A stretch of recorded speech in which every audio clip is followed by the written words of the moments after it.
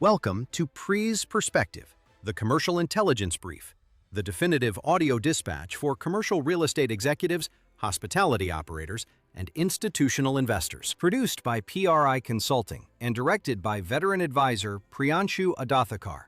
This platform utilizes advanced AI audio synthesis to distill complex market data, underwritten deal frameworks, and global macroeconomic shifts into high-leverage insights for busy decision-makers. Time is equity. Let's look at the data. So welcome to today's deep dive. We're getting into something that, well, it feels a bit counterintuitive at first. Yeah, it really does. We're looking at why the absolute worst time for you to learn how to invest is actually during a massive market peak. Right, which is exactly when everyone wants to jump in. Exactly. I mean, we've got this really compelling piece of market intelligence today. It's called The Architecture of Resilience in Commercial Real Estate. And it features the perspective of Priyanshu Adathakar, he goes by Pri, who is a commercial real estate and hotel investment advisor. And licensed realtor, which, gives him that boots on the ground perspective. Right. So our mission today is really to unpack this tendency we have. Why do we instinctively gravitate toward the loudest, most successful peak performers? And, what fatal blind spots are we adopting when we let them teach us? It's a critical question for anyone allocating capital right now, because capital naturally flows toward whoever's making the most noise at the top of a cycle. Oh, for sure. But commercial real estate, by its very nature, it's inherently cyclical. It breathes in and out. And more importantly, the market is entirely indifferent to your optimism. It doesn't care how good you feel about a deal. Exactly. True resilience in this space, and frankly, in any high-stakes financial arena, it isn't built on the ceiling when everything is going perfectly. It's engineered on the floor. Yeah, to put that into perspective for you, investing in a booming market is, well, it's a lot like sailing with a massive tailwind. That's a great way to look at it. Right. The sun is shining, the water is clear, and everyone looks like a genius captain. You just point the boat and go. It feels completely effortless. It does. But the danger of that kind of sailing is that it teaches you absolutely nothing about the actual mechanics of your boat, and it certainly teaches you nothing about what to do when a hurricane hits. Right. And that tailwind, it creates a really dangerous illusion, because in commercial real estate, a booming market is characterized by, incredibly cheap debt and compressing cap rates. Wow. When capital is essentially free and property valuations are universally skyrocketing, it acts as a mirage. It papers over a severe lack of stress testing. It just masks all the sloppy underwriting. Exactly. It hides everything. Let's break down the actual mechanics of that mirage, because I think it's central to understanding the danger here. When you mention compressing cap rates masking sloppy underwriting, how exactly does that math work in the real world? Sure. Like, how does a rising market hide a genuinely bad operator? Well, it all comes down to how commercial properties are valued. The value of a building is essentially its net operating income. So the revenue minus the expenses. Okay, the NOI. Right, the NOI. You divide that by the capitalization rate or the cap rate. And the cap rate is really just the yield the market demands at that moment. Got it. So in a booming market with cheap debt, buyers are suddenly willing to accept lower yields. So cap rates compress. They go down. Right. And mathematically, if you divide the exact same income by a smaller cap rate, it results in a much higher property valuation. Wait, so the value of the building goes up just because the market is hot, regardless of what the operator is actually doing inside the building? Precisely. Let's say you have a property generating $100,000 in net income. At a 10% cap rate, that building is worth $1 million. Makes sense. But if the market heats up and cap rates compress to, say, 5%, that exact same building is suddenly worth $2 million on paper. Wow. Literally double. Double the value. Yeah. Now, imagine the operator is actually terrible at their job. Okay. Like, they mismanaged the property, maintenance costs just spiraled completely out of control, and the net income drops to $80,000. So they're losing money on the operations side. Right. But because the cap rate is now at 5%, the building is still valued at $1.6 million. Oh, wow. So they still look like they're winning. Exactly. The operator looks like an absolute genius to their investors because they created $600,000 in equity out of nowhere, when in reality they degraded the core business. The rising tide just bailed them out of their own incompetence. That is exactly what happened. That makes the danger incredibly clear. Because if you're a new investor or even an experienced one entering a new asset class, human nature dictates that you look around and try to mimic whoever is generating the highest returns right now. Of course. That's what we're wired to do. But if you're learning exclusively from current peak performers, the ones who have only ever operated in an environment where cap rate compression bails out their mistakes, you're falling into this huge mentorship trap. You're adopting a playbook that assumes the tailwind will literally never stop. You're preparing your capital for a permanent summer. A permanent summer. I love that phrasing. Yeah, and that leaves you entirely exposed when the economic seasons inevitably change. Because they always do. They always do. So if we accept that this permanent summer playbook is an illusion, we really need to understand exactly what it looks like compared to a strategy that's actually built for survival. And the source material draws a very sharp contrast here between a peak-only playbook and a cycle-tested playbook. Yes, it lays it out perfectly. So in the peak-only approach, operators obsess over pro forma yields and rapid scale. They maximize their leverage, borrowing as much money as humanly possible just to juice those short-term returns. And we really have to look at what is actually inside those pro forma yields. Because a pro forma is simply a forward-looking financial projection. It's just a spreadsheet. It's just a spreadsheet. Yeah. And in a peak-only playbook, these spreadsheets assume permanent optimal market conditions. Right. They assume rent growth will compound at like 5% every single year, indefinitely. They assume vacancy will remain at a perfectly stable 2%. Which never happens in the real world. Never. Yeah. And they often conveniently ignore the fact that property taxes are going to be reassessed at a much higher rate once the property is actually sold. I mean, it is a mathematical fantasy disguised as a business plan. It's the equivalent of, well, it's like building a skyscraper and obsessing entirely over the penthouse views and the Italian marble countertops while completely ignoring the stability of the ground the building is sitting on. That is spot on. Compare that to the cycle-tested playbook.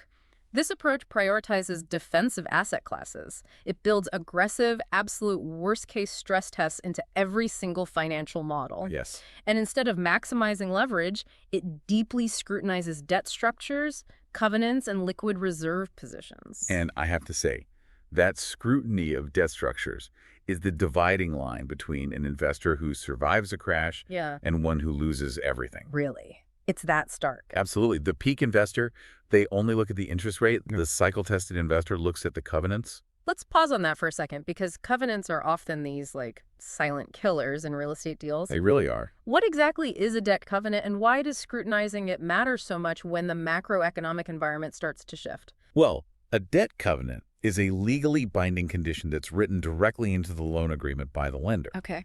It isn't just about, making your monthly mortgage payment on time.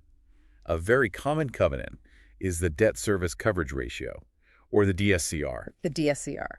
So the bank might stipulate that your property's net operating income must always remain at least, let's say, 1.25 times larger than your debt payment. Okay, so you need a buffer. You need a buffer.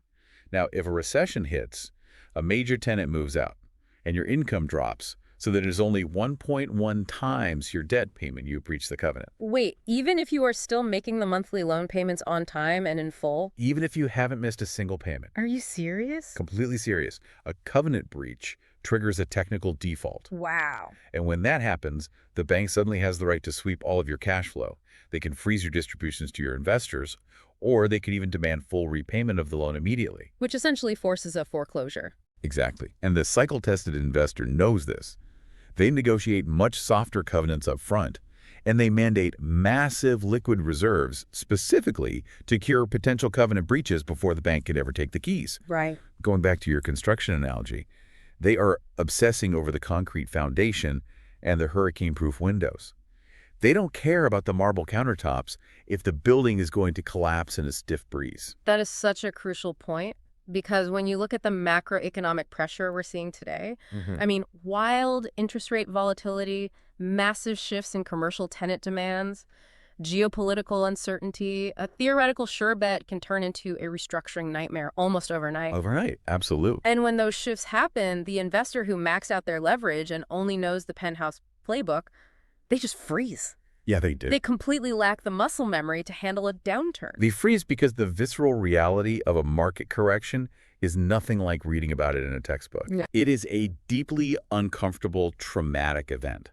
Investors who have only ever operated at the peak, they fail because they have never actually had to look a capital provider in the eye during workout or a foreclosure. Yeah.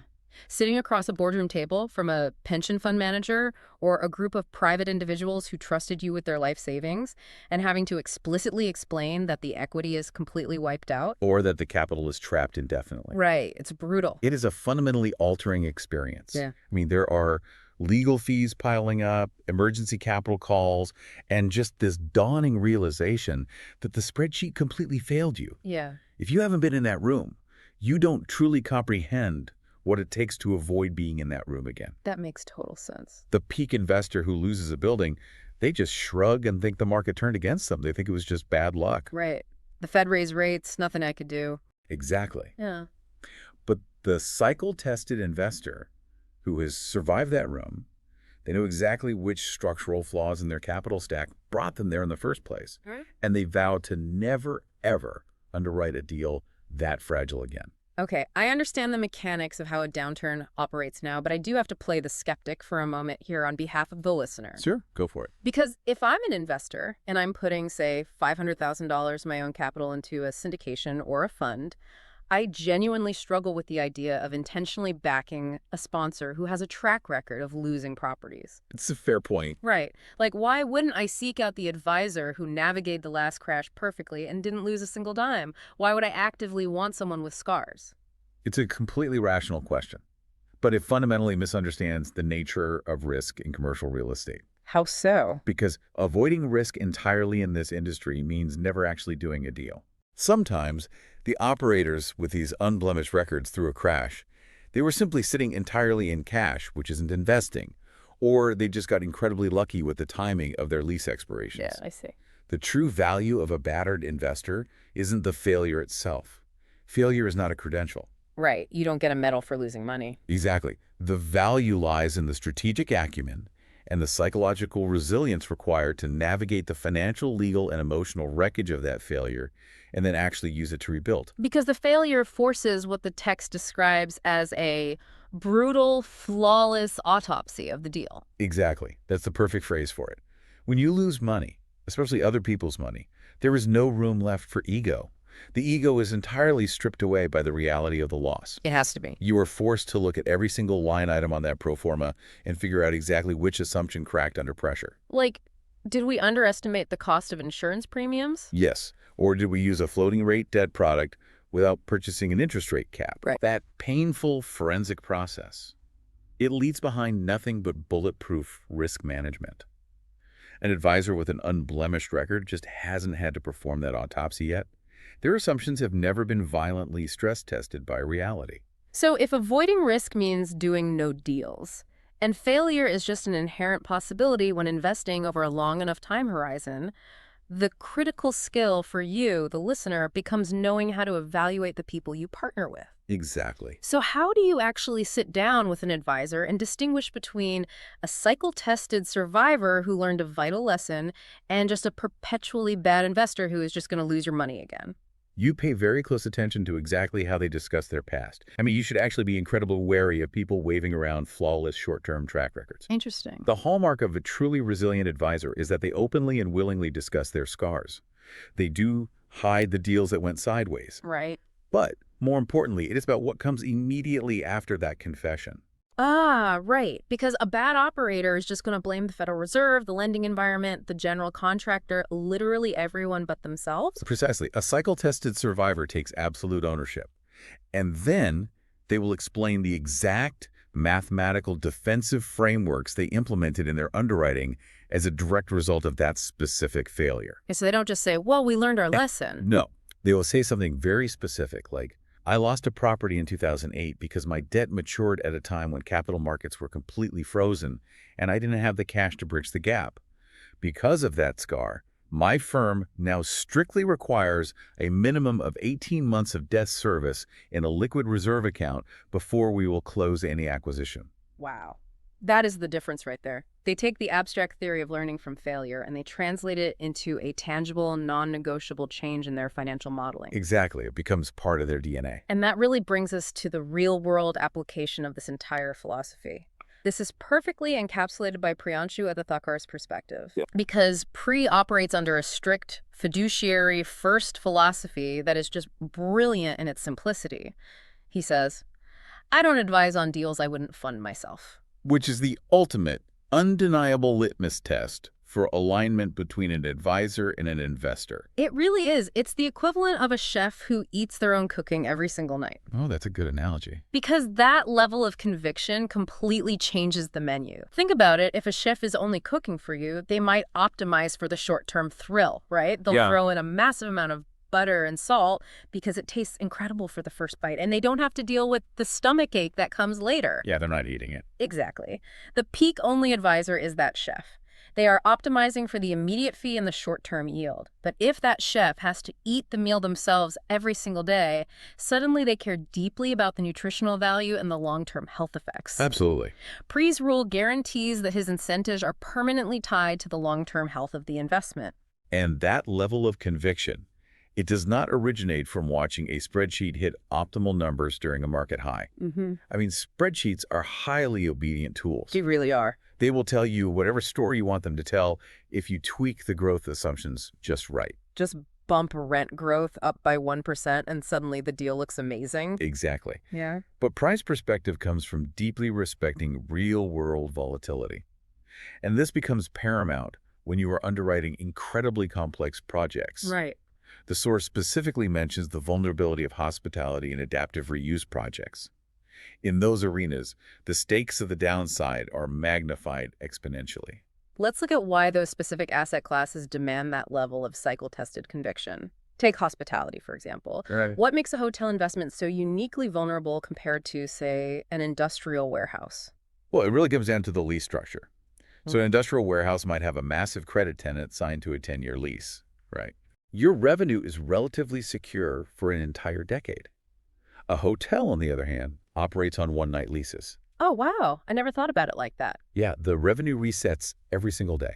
So if a recession hits or, a global event abruptly halts corporate travel, a hotel's occupancy can drop from 80% down to 20% overnight. Just literally overnight. Literally overnight. You cannot rely on long-term cash flow to float the mortgage. So if you haven't engineered a structural way to survive that sudden drop in revenue, through conservative leverage, massive reserves, and highly flexible operational models, you will lose the asset within months. And adaptive reuse projects, they carry a similar weight of risk, right? Like taking an abandoned century-old factory and converting it into a boutique hotel or luxury loft. Oh, the variance in capital required for adaptive reuse is just staggering. Yeah. You are dealing with potential environmental remediation, unforeseen structural decay completely hidden behind walls, and really complex zoning battles. Right. All those glamorous projections about the final property value, they're completely worthless if the capital stack isn't built to absorb a construction budget that suddenly swells by 30%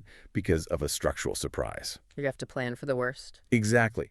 A resilient advisor like Pri has already mapped out exactly how the project survives that worst-case scenario before a single dollar of equity is ever committed. It really is the discipline of engineering survival before you ever attempt to engineer success. That is the core bottom line here. A peak investor can point to the ceiling. They can show you the absolute maximum potential return if all the stars align and the macroeconomic tailwinds just continue forever. Right. But a resilient investor knows exactly how strong the foundation needs to be to hold the building up when the ground actually starts shaking. When you are deploying capital and underwriting your future, you must choose the guidance that inherently protects your downside. We have covered some incredibly important ground today. And really the overarching takeaway here is that chasing that permanent summer playbook leaves you and your capital entirely exposed to the elements. Completely exposed. When you are evaluating partners, syndicators, or mentors, you actively want to look for the people with scars. Yes. You are looking for the operators who prioritize capital preservation over rapid, reckless scale, and the ones who automatically stress test their models for the absolute worst-case scenario. Do not be seduced by the penthouse views. checks the concrete foundation. I love that. And I'll leave you with a final thought to explore on your own, thinking about how this whole concept of the permanent summer extends beyond just human advisors. Oh. Where else does it apply? Well, we rely so heavily today on real estate technology, right? Automated valuation models, AI underwriting software. Yeah, it's everywhere. But the vast majority of these algorithms were trained on market data sets generated between 2010 and 2021. Oh, wow. Right. That's an unprecedented, historic 14-year bull run characterized by artificially low interest rates. A literal permanent summer. Exactly. So we worry about human mentors lacking muscle memory for a downturn, but we really must also ask, are we currently outsourcing our capital decisions to algorithms and artificial intelligence that have literally never seen a winter? That is a brilliant and honestly slightly terrifying angle, because if the data feeding the AI only knows a tailwind, the software is inherently adopting a peak playbook. It has no other choice. It's a powerful reminder that you simply cannot outsource the responsibility of stress testing your own investments. Well, thank you for joining us on this deep dive. Stay curious, keep asking the hard questions, and keep building those resilient foundations. We will catch you next time. You've got the perspective. Now it's time to drive the news forward. To ensure you never miss a market shift, tap subscribe on Spotify, Apple Podcasts, or wherever you listen. If today's insights are going to impact your strategy, share this episode with a colleague or investment partner who needs to see the big picture. For actionable guides, newsletter subscriptions, and direct advisor consultation, head over to bearinvestors.com. Thank you for listening. We'll watch the market closely until next week.